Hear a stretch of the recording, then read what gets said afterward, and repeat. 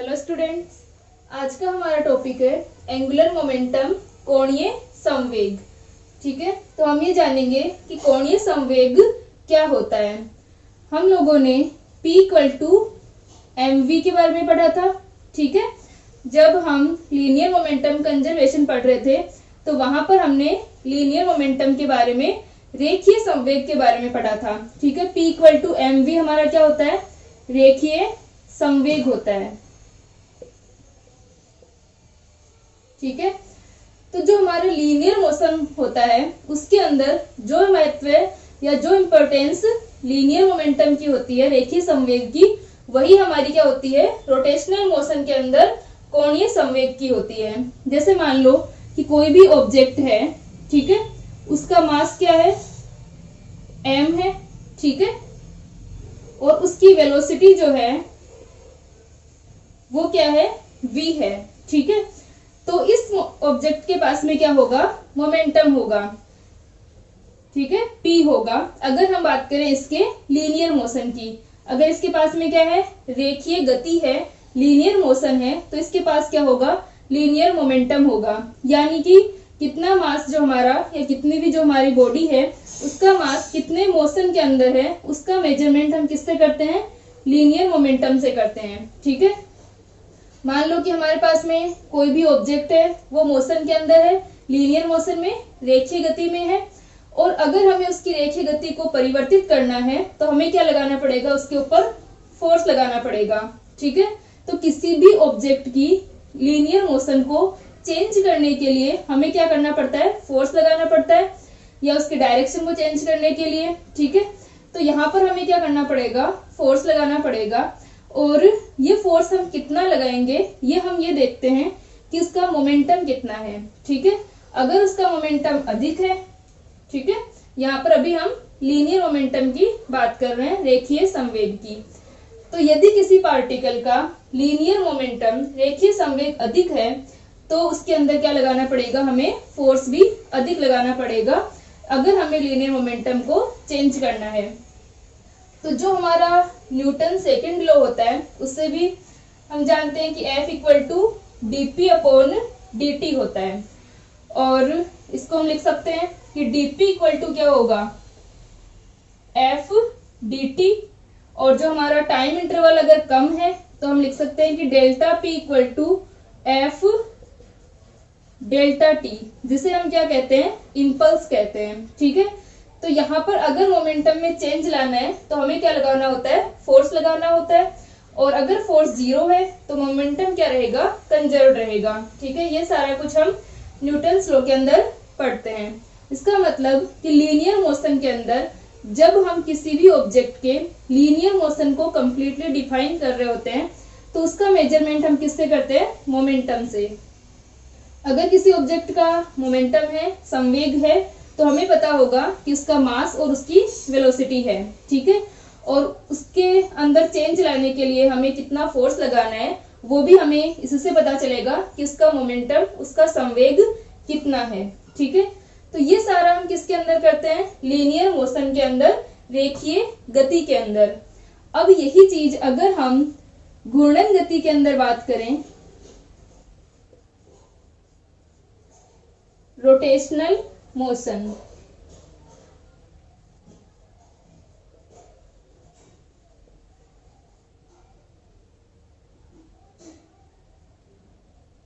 ठीक है, तो अगर हम रोटेशनल मोशन की बात करें तो रोटेशनल मोशन में क्या होगा कि रोटेशनल मोशन के अंदर हम टॉर्क लगाते हैं। आगे हम पढ़ेंगे टॉर्क के बारे में, बल आघूर्ण जिसे कहते हैं। ठीक है, तो रोटेशनल मोशन में क्या होगा कि रोटेशनल मोशन में जिस तरह से हम किसी की लीनियर मोशन का जो मेजरमेंट कर रहे थे वो हमारा किससे रिप्रेजेंट हो रहा था, मोमेंटम से, वैसे ही ये घूर्णन गति जो होगी वो किससे होगी, ये हमारी एंगुलर मोमेंटम से, कोणीय संवेग से, कि उसके रोटेशन में चेंज लाने के लिए हमें कितना टॉर्क लगाना पड़ेगा, ये हम उसका कोणीय संवेग उसके एंगुलर मोमेंटम से देखेंगे। अगर एंगुलर मोमेंटम ज्यादा है तो उसके अंदर टॉर्क ज्यादा लगेगा। ठीक है, जिस प्रकार यहाँ पर हमारे लीनियर मोशन के अंदर था, उसी प्रकार क्या होगा, घूर्णन गति में, रोटेशनल मोशन में होगा कि जो हमारा या जो भी इंपॉर्टेंस है, जो भी काम लीनियर मोशन के अंदर रेखीय संवेग का है, वही क्या होगा, रोटेशनल मोशन के अंदर कोणीय संवेग का होगा। ठीक है, तो यहाँ पर हम देख सकते हैं कि पार्टिकल की क्या होगी, वेलोसिटी होगी, लेकिन अब वेलोसिटी जो है वो कैसी है, रोटेशनल मोशन है उसका। ठीक है, तो यहां से क्या होगा कि कोई भी पार्टिकल है, उसका मास है m, उसकी वेलोसिटी है v। ठीक है, तो हमारे पास क्या आ जाएगा, p equal to M we.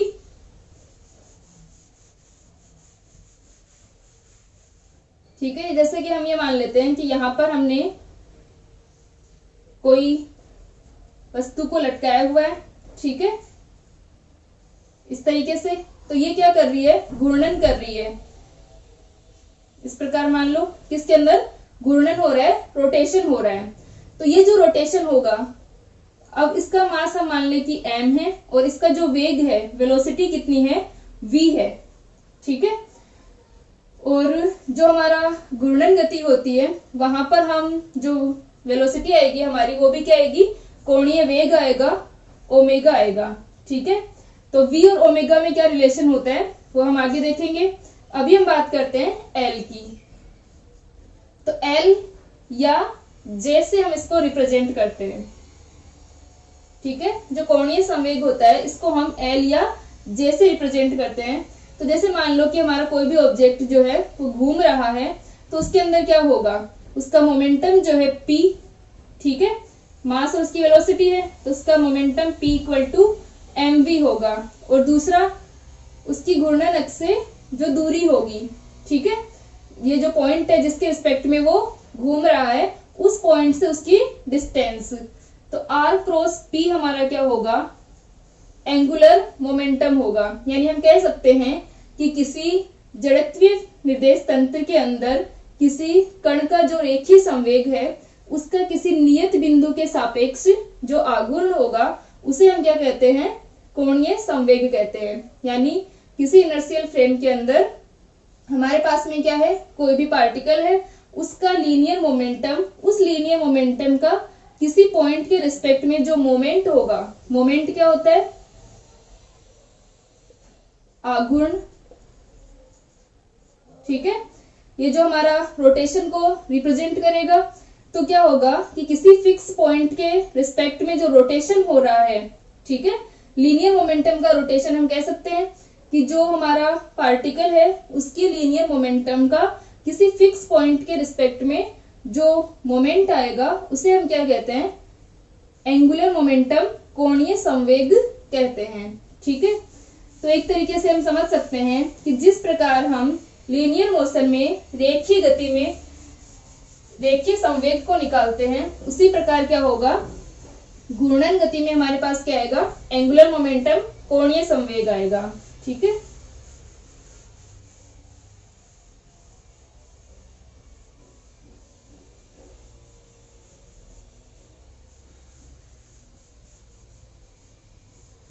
तो इसकी डेफिनेशन होती है, किसी जड़त्वीय निर्देश तंत्र में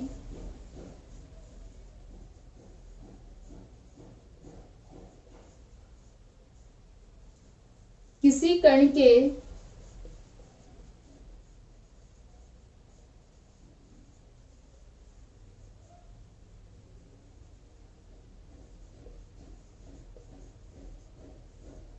रेखीय संवेग का किसी नियत बिंदु के सापेक्ष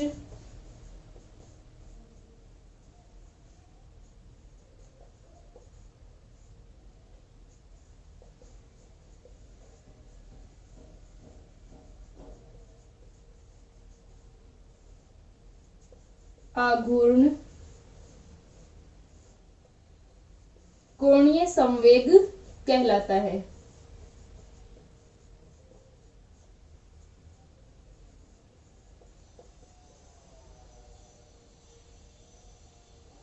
ठीक है, तो यहाँ पर हमारे पास में क्या हो गया कि किसी भी इनर्शियल फ्रेम के अंदर किसी पार्टिकल का जो लीनियर मोमेंटम है, उसका किसी फिक्स पॉइंट के रिस्पेक्ट में मोमेंट जो होगा, आघूर्ण क्या है, मोमेंट, उसे हम क्या कहते हैं, एंगुलर मोमेंटम कहते हैं। ठीक है, यानी हमारे पास में क्या है कि अगर पार्टिकल है और उसका कुछ ना कुछ मास है और उसकी वेलोसिटी है, तो हम क्या कह सकते हैं कि उसके पास में मोमेंटम है।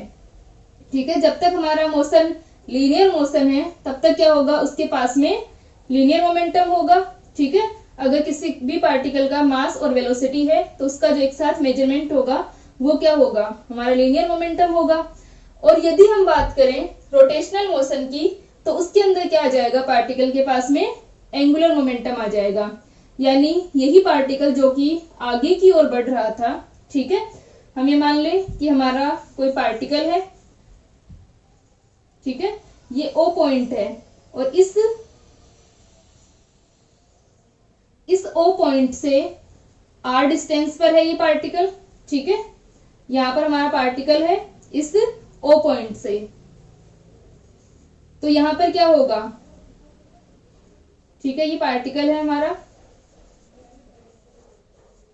तो इस पार्टिकल का लीनियर मोमेंटम है अपने पास में, इसकी वेलोसिटी क्या है, v है।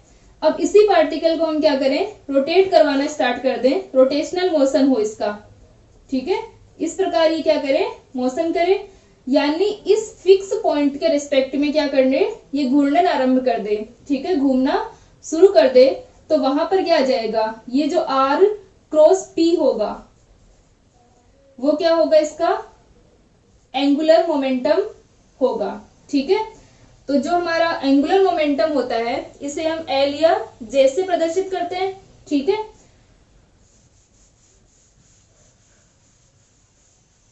तो जैसे कि हम यहां पर देख सकते हैं हमारे पास में क्या है, ये हमारा पॉइंट है, R डिस्टेंस पे है O पॉइंट से।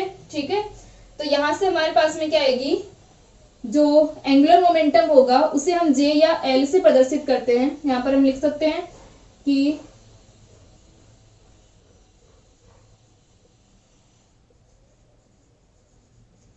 एंगुलर मोमेंटम कोणीय संवेग को J या L से प्रदर्शित करते हैं।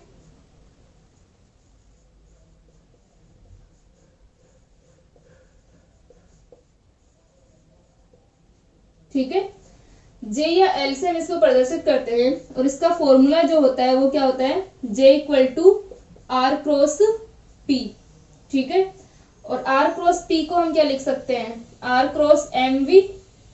ठीक है, M को हम बाहर ले लें तो ये क्या हो जाएगा, R क्रॉस V।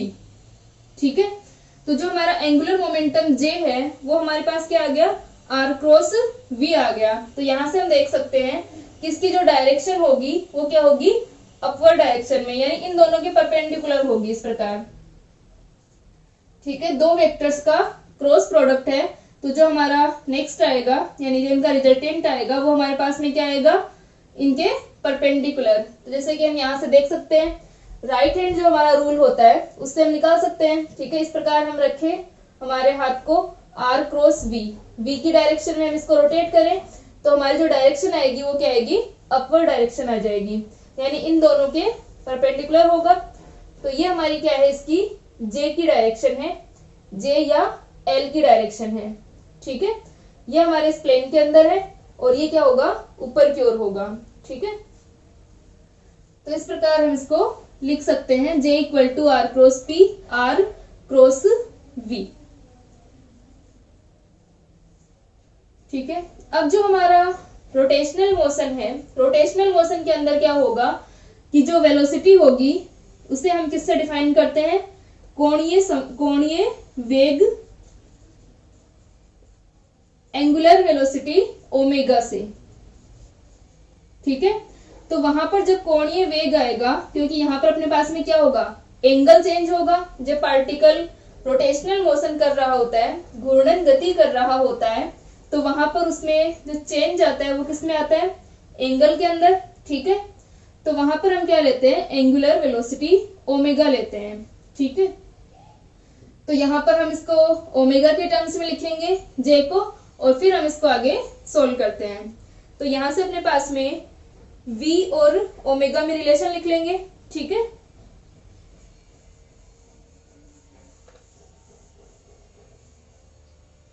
तो जे को पहले हम इस प्रकार भी लिख सकते हैं, J equal to R cross P है, तो ये आ जाएगा आर पी साइन थीटा। तो यहां से हम देख सकते हैं कि दोनों के बीच का जो एंगल है वो हमारा क्या है, साइन थीटा है, आर पी साइन थीटा होगा ये, ठीक है। और पी की जगह अगर हम वी रख रहे हैं तो ये क्या आ जाएगा, आर वी साइन थीटा, ठीक है।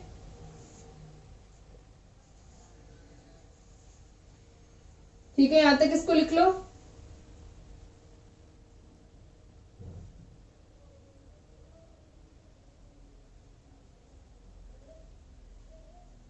ठीक है, तो जे जो हमारा क्या है, जो जे वेक्टर है अपना, उसकी डायरेक्शन क्या हो जाएगी, इन दोनों के परपेंडिकुलर, आर और पी की जो डायरेक्शन आएगी अपने, उसके परपेंडिकुलर इनकी इसकी डायरेक्शन होगी, ठीक है।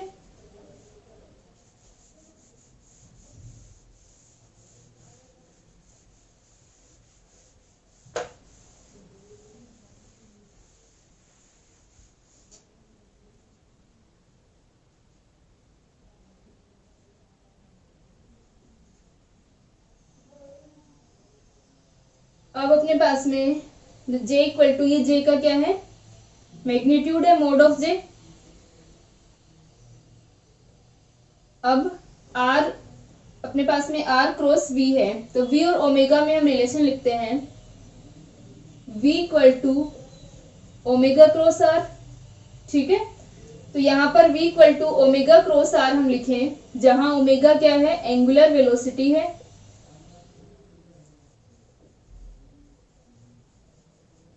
एंगुलर वेलोसिटी कोणीय संवेग है, कोणीय वेग है, ठीक है। तो v equal to omega cross r रखेंगे तो j इक्वल टू क्या आ जाएगा, m r क्रॉस v,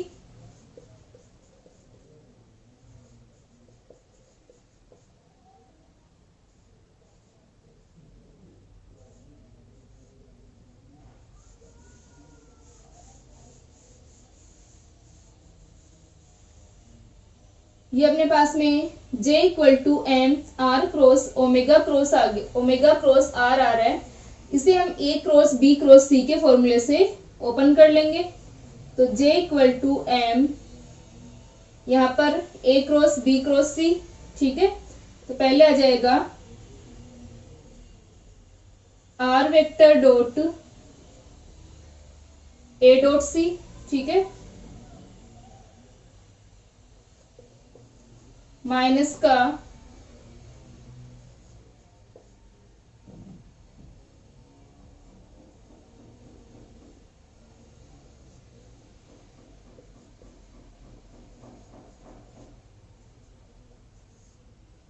ठीक है। तो यहां पर अपने पास में क्या था, r cross omega cross r, यानी तीन वेक्टर्स का क्रॉस प्रोडक्ट था, जहां पर हमारी a और c जो वेक्टर है वो दोनों सेम थे, ठीक है।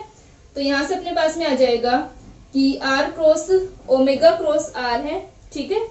तो ये वैल्यू अपने पास में आ गई, एक मिनट, यहाँ पर ओमेगा आएगा अपना, ओमेगा वेक्टर डॉट, ये अपने पास में होता है b vector a vector dot c vector, ठीक है, माइनस जहां पर अपने पास में a और c दोनों क्या हैं, r वेक्टर है, और b वेक्टर जो हमारा वो क्या है, ओमेगा वेक्टर है, ठीक है। और फिर अपने पास में आता है, ये अपने पास में a डॉट c आ गया। अब अपने पास में क्या आ जाएगा, a डॉट b आ जाएगा, ठीक है, और c को हम बाहर रख लेंगे।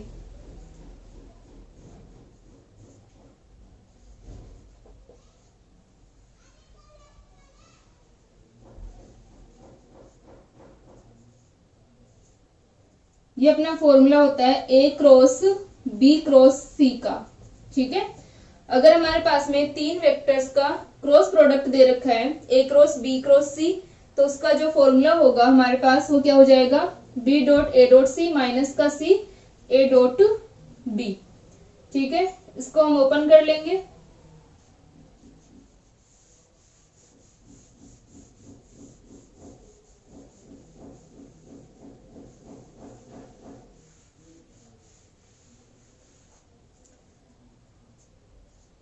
तो J इक्वल टू क्या हो जाएगा, m omega dot R dot are, ठीक है, इसको हम लिख सकते हैं आर स्क्वायर।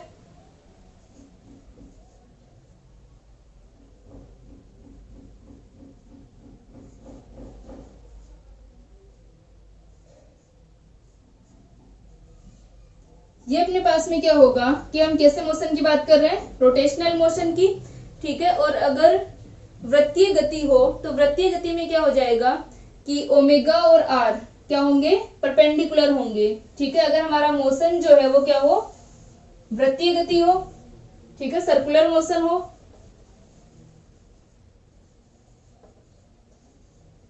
सर्कुलर मोशन के अंदर क्या होगा कि ओमेगा और आर क्या रहेंगे, परपेंडिकुलर रहेंगे, ठीक है। आर जो होगा वो हमारा उसकी रेडियस होगी, ठीक है, और ओमेगा क्या होता है, परपेंडिकुलर। तो आर और ओमेगा हमेशा क्या रहेंगे, परपेंडिकुलर रहेंगे, जिससे क्या हो जाएगा, हम लिख सकते हैं कि वृत्तीय गति में, सर्कुलर मोशन में आर तथा ओमेगा परस्पर लंबवत होते हैं।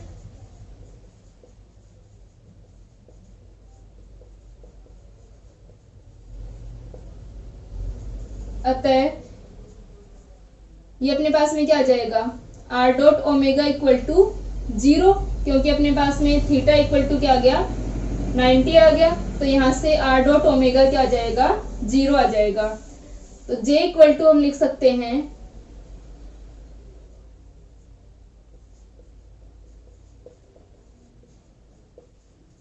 J इक्वल टू आ जाएगा एम आर स्क्वायर ओमेगा, ठीक है। तो यहां से अपने पास में J equal to M R square omega, और M R square equal to क्या होता है, I होता है, ठीक है। तो J इक्वल टू हमारे पास में क्या आ गया, I ओमेगा आ गया।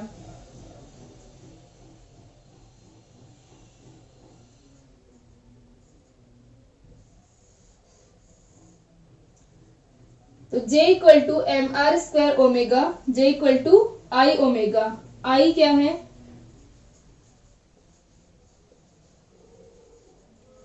मोमेंट ऑफ इनर्शिया,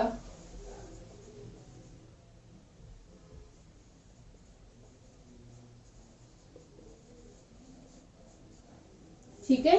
जड़त्व आघूर्ण, जड़त्व आघूर्ण क्या होता है, मोमेंट ऑफ इनर्शिया क्या होता है कि जिस प्रकार हमारे पास में लीनियर मोशन के अंदर मास होता है, यानी हम किसी भी ऑब्जेक्ट के अंदर हमें कितना फोर्स लगाना पड़ेगा, वो हम देखते हैं कि उसका मास कितना है। यदि मास ज्यादा है तो हमें उसके ऊपर फोर्स भी ज्यादा लगाना पड़ेगा, यदि हम उसकी पोजीशन को चेंज कर रहे हैं। तो वहां पर क्या होगा, जैसे मान लो कोई चीज रेस्ट में है, ठीक है, और इसका मास हमारे पास में क्या है, 5 kg है, और अगर हम इसमें डिस्प्लेसमेंट कर रहे हैं, ठीक है, इसको डिस्प्लेस करें, तो हमारे पास में क्या होगा, विस्थापन करने पर इसका हमें क्या लगाना पड़ेगा, इसके ऊपर फोर्स लगाना पड़ेगा।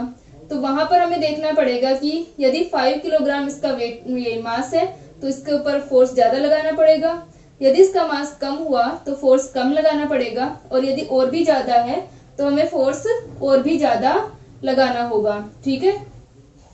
तो वही सारा हम जब रोटेशनल मोशन की बात करते हैं तो क्या होगा, जड़त्व आघूर्ण मोमेंट ऑफ इनर्शिया से डिफाइन किया जाएगा। यानी हमारे पास में क्या हो रहा है कि जब हम रोटेशनल मोशन की बात करते हैं तो जो सारी चीजें हमारी लीनियर मोशन के अंदर थी वो क्या हो जाएंगी, चेंज हो रही हैं। वहां पर कुछ जो अपने पास में, जैसे मान लो पहला हमने बात किया कि लीनियर मोशन अगर है तो क्या होगा, लीनियर मोशन के अंदर अपने पास में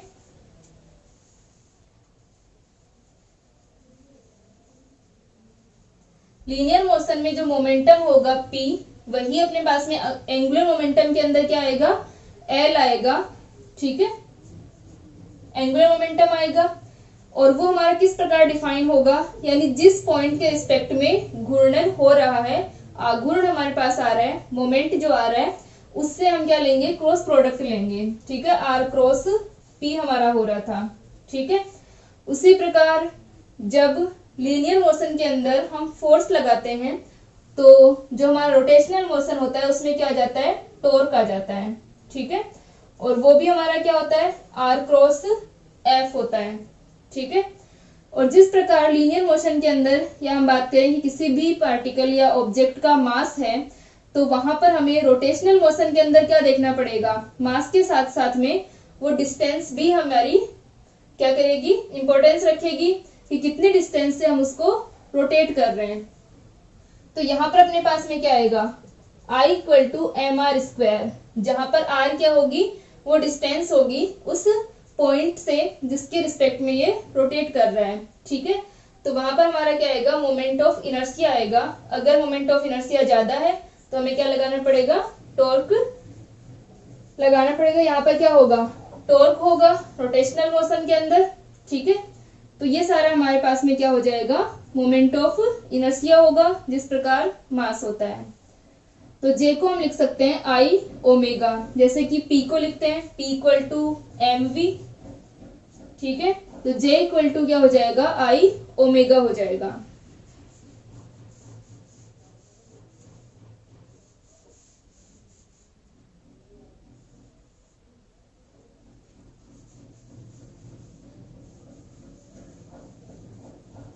ठीक है, यहां तक लिख लें इसको।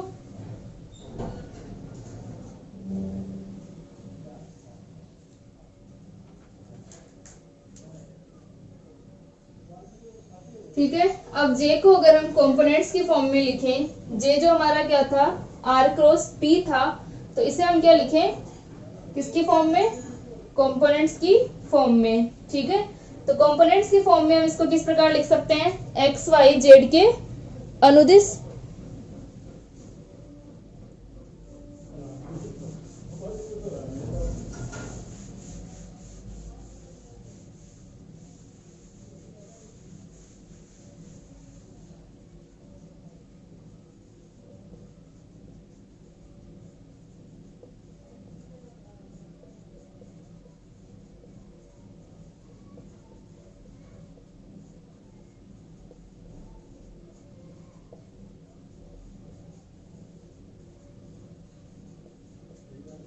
ठीक है, कोणीय संवेग J को घटकों के रूप में लिखने पर एंगुलर मोमेंटम को हम क्या लिख रहे हैं, कंपोनेंट्स की फॉर्म में। तो कंपोनेंट्स की फॉर्म में J इक्वल टू हमारा क्या होगा, R क्रॉस P होता है। ठीक है, R वेक्टर क्या होगा, R वेक्टर हो जाएगा एक्स आई केप,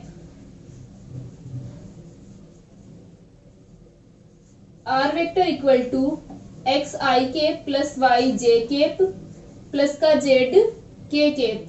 ठीक है, और P वेक्टर इक्वल टू क्या हो जाएगा, P X I cap plus का P Y J cap plus का पी जेड के केप। ठीक है, तो P X I cap P Y J cap plus का पी जेड के केप, तो J इक्वल टू आ जाएगा R cross P I cap J cap K cap. ये हमारे पास में आ गया एक्स वाई और जेड, ये आ गया पी एक्स पी वाई और पी जेड। ठीक है, तो यहाँ पर अपने पास में इसको हम सोल्व करें, एक्स वाई और जेड तीनों डायरेक्शन के अंदर हम इसके कंपोनेंट्स देखें, तो J इक्वल टू क्या आ जाएगा, आई केप के अंदर अपना आ गया वाई पी जेड माइनस का जेड पी एक्स माइनस का Z P Y minus J cap X P Z minus Z P X. ठीक है, प्लस के केप, ये अपना आ जाएगा एक्स पी वाई माइनस का वाई पी एक्स। ठीक है, तो हमारे पास में इसके कंपोनेंट्स आ जाएंगे J X J Y J Z,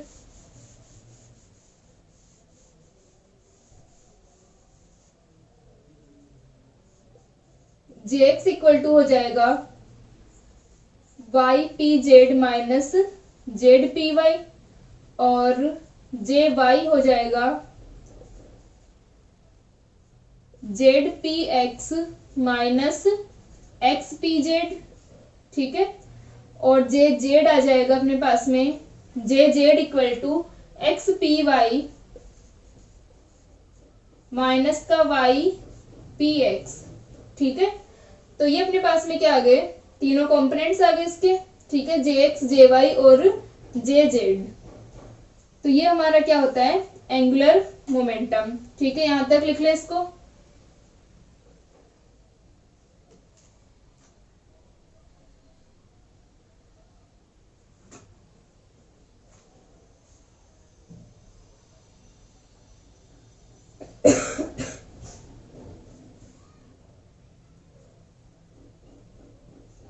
ठीक है,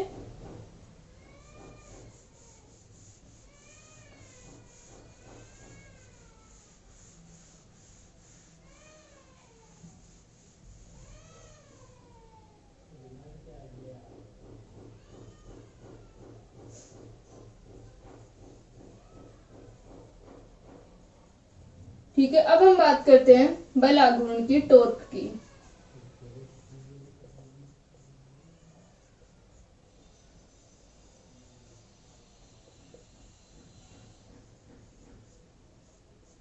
जिसे कि टॉ से रिप्रेजेंट करते हैं। ठीक है, TAU, टॉ से हम इसको रिप्रेजेंट करते हैं।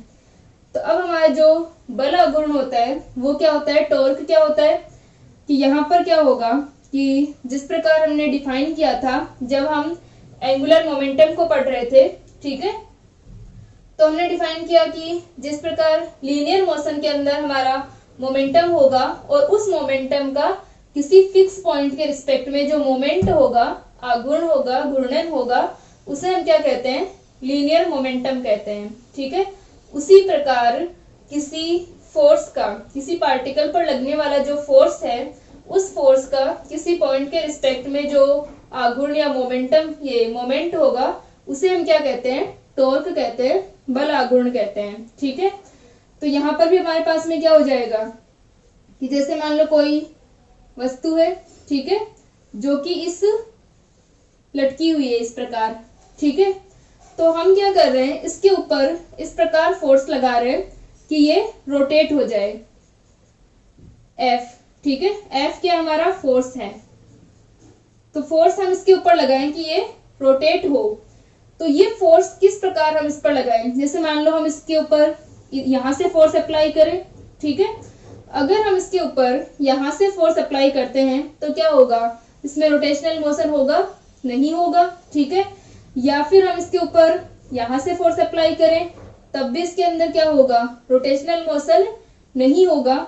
हम इसके परपेंडिकुलर, ठीक है, एक बार अभी हम परपेंडिकुलर फोर्स की बात कर रहे हैं, फिर हम बात करेंगे कि कौन सा कंपोनेंट जो होगा फोर्स का वही काम करेगा। ठीक है, यदि हम इसके ऊपर यहाँ फोर्स लगाते हैं तो क्या होगा, इसमें रोटेशन होगा।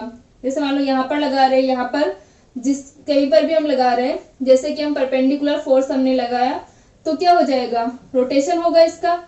तो ये जो फोर्स होगा, ठीक है, और डिपेंड करेगा कि हम कितने डिस्टेंस से लगा रहे हैं। ठीक है, ये जो भी हमारा फोर्स अप्लाई हो रहा है वो कितनी डिस्टेंस से है, यानी R क्रॉस F का जो हमारे पास मान आएगा वो क्या कहलाता है, हमारा टॉर्क कहलाता है, बल आघूर्ण कहलाता है। ठीक है, तो टो इक्वल टू क्या होगा, R cross F, RF sine theta. ठीक है, साइन थीटा हमारे पास क्यों आएगा, क्योंकि फोर्स का जो परपेंडिकुलर कंपोनेंट होगा वही काम करेगा। ठीक है, जैसे मान लो ये फोर्स इस तरह से अप्लाई हो रहा होता। ठीक है, अगर फोर्स इस तरह से अप्लाई होता कि ये इस थीटा के, इस R के साथ में, ये हमारा R है और ये हमारा क्या है, फोर्स है, F वेक्टर है, यहाँ पर इन दोनों के बीच में थीटा एंगल बन रहा है।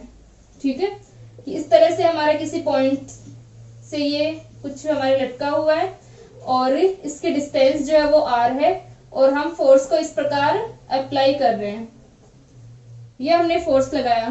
तो इस फोर्स के क्या होंगे, ये एंगल थीटा है, दो कंपोनेंट्स आएंगे अपने। एक कंपोनेंट तो क्या आएगा इस डायरेक्शन में, इस डायरेक्शन में आने वाला कंपोनेंट क्या होगा, F साइन थीटा होगा। ठीक है, और जो कंपोनेंट इस डायरेक्शन में आएगा वो क्या होगा, F कोस थीटा होगा। ठीक है, अब जो हमारा एफ कोस थीटा है वो कंपोनेंट तो कैसे बन जाएगा, इस प्रकार। तो उसकी वजह से यानी एक तरीके से वो कंपोनेंट इस पर डाउनवर्ड डायरेक्शन में काम कर रहा है, नीचे की ओर काम कर रहा है, नीचे की ओर लग रहा है। तो उस फोर्स की वजह से इसके अंदर कोई भी रोटेशन नहीं होगा, कोई घूर्णन नहीं आएगा। जो हमारा ये वाला फोर्स है, ये वाला कंपोनेंट एफ साइन थीटा, इसी की वजह से क्या होगा, रोटेशन होगा। इसका मतलब हमारा जो कंपोनेंट आएगा वो कौन सा आएगा, एफ साइन थीटा। तो हम लिख सकते हैं आर एफ साइन थीटा। ठीक है, तो आर एफ साइन थीटा हमारे पास में क्या आ गया, इसको हम लिख सकते हैं आर क्रॉस एफ। और ये हमारा क्या होगा, बल आघूर्ण टॉर्क होगा। यानी हमें इसके अंदर रोटेशनल मोशन लाने के लिए क्या लगाना पड़ेगा, टॉर्क लगाना पड़ेगा। ठीक है, और हमने पहले भी पढ़ा कि जब हम रोटेशनल मोशन की बात कर रहे होते हैं, इसकी घूर्णन गति की बात कर रहे होते हैं, तो वहां पर क्या करेगी, डिस्टेंस भी मेजर करेगी, यानी कितने डिस्टेंस से ये फोर्स लगाया जा रहा है। कि या तो हम इस पॉइंट के पास से फोर्स लगा रहे हैं तो हमारा आर क्या हो गया, कम हो गया। तो यहाँ से अपना आर कम हो जाएगा तो हमारे इसके ऊपर फर्क पड़ेगा टॉर्क पर। ठीक है, आगे हम इसको डिटेल में पढ़ेंगे कि हमारा जो फोर्स या हमारा टॉर्क है उसके ऊपर ये डिस्टेंस का क्या इफेक्ट पड़ेगा, कि कहाँ से अगर हम फोर्स लगाते हैं तो हमारा जो टॉर्क है वो ज्यादा लगेगा या कम लगेगा। ठीक है, नेक्स्ट लेक्चर में हम इसको पढ़ेंगे। अभी हम क्या देख रहे हैं कि हमारा जो टॉर्क है, टो इक्वल टू क्या आ गया, आर क्रॉस एफ आ गया, आर एफ साइन थीटा आ गया। ठीक है, और यदि हमारा जो थीटा है वो क्या हुआ, 90 डिग्री हुआ, यानी फोर्स हम परपेंडिकुलर ही अप्लाई कर रहे हैं, तो क्या होगा, टॉर्क जो होगा वो tau equal to R F होगा उस कंडीशन में अपने पास में। ठीक है, मैक्सिमम होगा। और फोर्स का हमारे पास में ये जो वैल्यू होगी, जैसे कि किसी एंगल पर है, थीटा का मान कुछ और है, तो यहाँ से क्या आ जाएगा, साइन थीटा के अंदर हमें उसकी वैल्यू रखनी होगी। ठीक है, तो इस प्रकार हम रोटेशनल मोशन के अंदर इन सब चीजों को डिफाइन करते हैं। तो यहाँ पर एक टेबल में हम लिख लेंगे,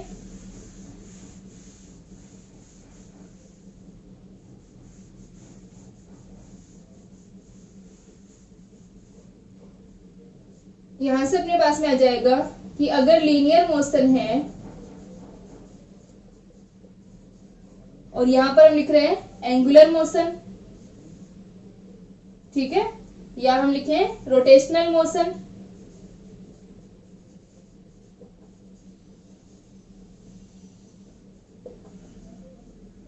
तो ये अपना जो लीनियर मोशन होगा, इसके अंदर हमारे पास में क्या होगा, पी होगा, लीनियर मोमेंटम होगा, इसके अंदर जे या एल होगा, एंगुलर मोमेंटम होगा। ठीक है, यहाँ पर अपने पास में फोर्स होगा और यहाँ पर क्या होगा, टॉर्क होगा। यहाँ पर अपने पास में मास होता है और यहाँ पर मोमेंट ऑफ इनर्शिया होता है। इसके अंदर अपने पास में वेलोसिटी, और यहाँ पर हम क्या डिफाइन करते हैं, ओमेगा को, कोणीय वेग को, एंगुलर वेलोसिटी को। ठीक है, तो ये सारी चीजें अपने पास में होती हैं। इनके अंदर जो रिलेशन होता है, J equal to R cross P, tau equal to R cross F, I equal to M R square होता है, और V इक्वल टू क्या होता है, ओमेगा क्रॉस आर होता है। ठीक है, तो यहां से हम इसको V equal to omega cross R लिख सकते हैं। ठीक है, या ओमेगा को अगर हम बात करें, ओमेगा इक्वल टू हम V अपॉन आर लिख लेंगे। ठीक है, तो ये सारी चीजें हमारे पास में क्या आएंगी, रोटेशनल मोशन के अंदर आएंगी। ठीक है, इनको लिख लें एक बार।